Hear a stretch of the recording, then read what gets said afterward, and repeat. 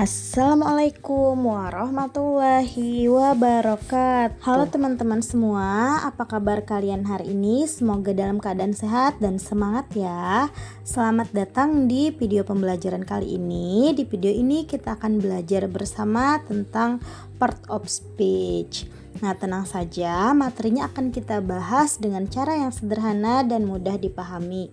Jadi siapkan alat tulis kalian, fokus sejenak dan mari kita mulai pembelajarannya. Baik teman-teman sekalian, sebelum kita mempelajari materi lebih lanjut, mari kita pahami terlebih dahulu apa sih yang dimaksud dengan part of speech. Nah, part of speech atau kelas kata adalah peran atau fungsi suatu kata dalam sebuah kalimat. Nah, setiap kata yang kita gunakan memiliki tugas dan fungsinya masing-masing. Ada kata yang berfungsi sebagai benda, ada yang menunjukkan tindakan, ada yang menjelaskan sifat, dan masih banyak lagi. Nah, dengan mempelajari part of speech ini, kita dapat memahami bagaimana kata-kata bekerja dan saling berhubungan, sehingga membentuk sebuah kalimat yang benar dan mudah dipahami.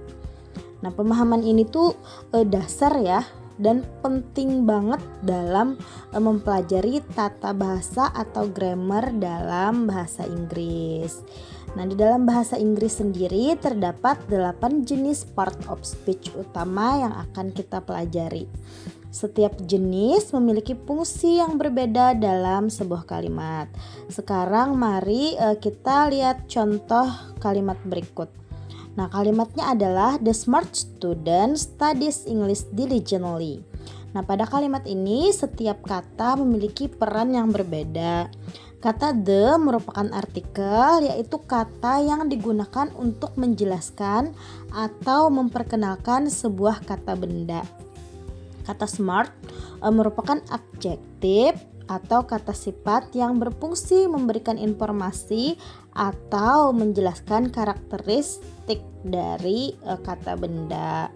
Kata student merupakan noun atau kata benda yang menunjukkan orang, tempat, benda atau ide.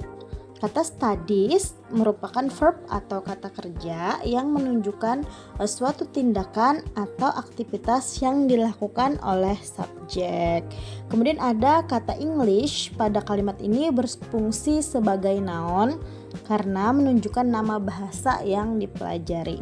Dan yang terakhir, kata diligently merupakan adverb atau kata keterangan yang menjelaskan bagaimana tindakan belajar tersebut dilakukan, yaitu dengan rajin dan tekun. Nah, dari contoh ini kita dapat melihat ya bahwa setiap kata memiliki fungsi tertentu yang saling melengkapi sehingga membentuk kalimat yang utuh dan bermakna. Pada bagian berikutnya, kita akan mempelajari ke-8 jenis part of speech tersebut one by one beserta fungsi dan contohnya dalam kalimat. Jadi simak penjelasannya dengan baik. Selanjutnya, kita akan membahas noun atau kata benda. Noun adalah kata yang digunakan untuk menyebut nama orang, tempat, benda, atau ide. Dengan kata lain, noun membantu kita mengidentifikasi siapa, apa, atau di mana sesuatu itu berada. Mari kita lihat beberapa contohnya. Pertama, a person atau orang. Contoh noun yang termasuk orang adalah teacher yang berarti guru dan student yang berarti siswa. Yang kedua, noun ini bisa untuk menjelaskan place atau tempat. Contohnya adalah school dan library. Yang ketiga, thing atau benda. Misalnya book yang berarti buku atau computer yang berarti komputer. Yang keempat, noun ini bisa untuk menjelaskan ide atau gagasan. Nah, berbeda dengan benda yang dapat dilihat atau disentuh, ide merupakan sesuatu yang bersifat abstrak. Contohnya happiness yang berarti kebahagiaan atau freedom yang berarti kebebasan.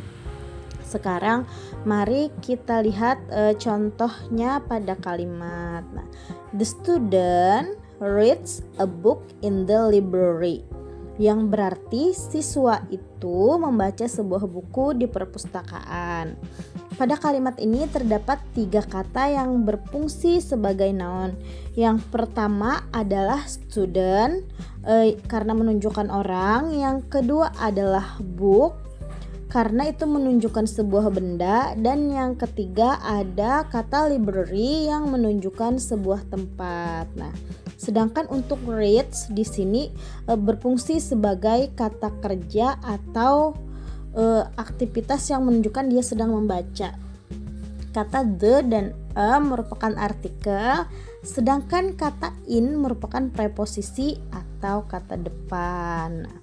Dari contoh tersebut kita dapat melihat bahwa noun dapat muncul di berbagai posisi dalam kalimat, tetapi fungsinya tetap sama ya, yaitu untuk menamai orang, tempat, benda atau ide. Nah, jadi dapat kita simpulkan bahwa noun adalah salah satu jenis kata yang paling sering digunakan dalam bahasa Inggris, karena hampir setiap kalimat memerlukan kata benda untuk menyampaikan makna dengan jelas.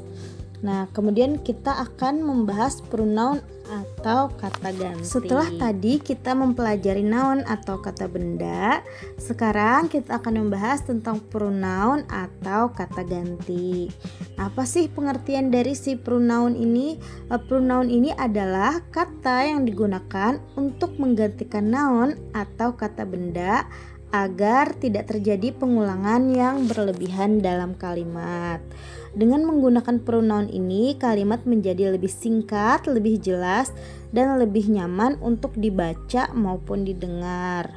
Nah, beberapa contoh pronoun yang sering digunakan dalam bahasa Inggris adalah I, you, he, she, it, we, dan they. Mari kita pahami satu persatu secara sederhana. Nah, I berarti saya, you berarti kamu atau kalian, he digunakan untuk kata ganti laki-laki, she digunakan untuk kata ganti perempuan, it digunakan untuk benda, hewan, atau sesuatu yang bukan manusia. We berarti kami atau kita, dan they berarti mereka. Sekarang mari kita lihat contoh untuk kalimat pertama. Di sini ada kalimat Sarah is a student, she studies English every day. Nah, kalimat pertama berarti Sarah adalah siswa. Kalimat kedua berarti dia belajar bahasa Inggris setiap hari. Pada contoh ini kata she digunakan untuk menggantikan kata Sarah. Karena Sarah adalah seorang perempuan, maka pronoun yang tepat adalah she. Bayangkan jika kita terus mengulang nama Sarah ya. Sarah is a student, Sarah studies English every day. Kalimat tersebut memang benar, tetapi terdengar kurang alami karena ada pengulangan yang tidak perlu. Oleh karena itu, kita menggunakan pronoun she. Selanjutnya, untuk contoh kedua, di sini ada the dog is playing, it is so happy. Artinya anjing itu sedang bermain. Anjing itu sangat senang. Nah, pada kalimat kedua, kata it digunakan untuk menggantikan the dog ya, karena yang dibicarakan adalah seekor hewan yang bukan manusia. Kita menggunakan pronounnya di sini adalah it. Dari kedua contoh tersebut, kita dapat melihat bahwa si pronoun ini membantu kita menghubungkan kalimat dengan lebih efektif tanpa harus mengulang kata benda yang sama berkali-kali. Nah, itulah alasan mengapa si pronoun ini sangat penting dalam bahasa Inggris. Pronoun membuat kalimat menjadi lebih pendek, lebih jelas, dan lebih mudah dipahami.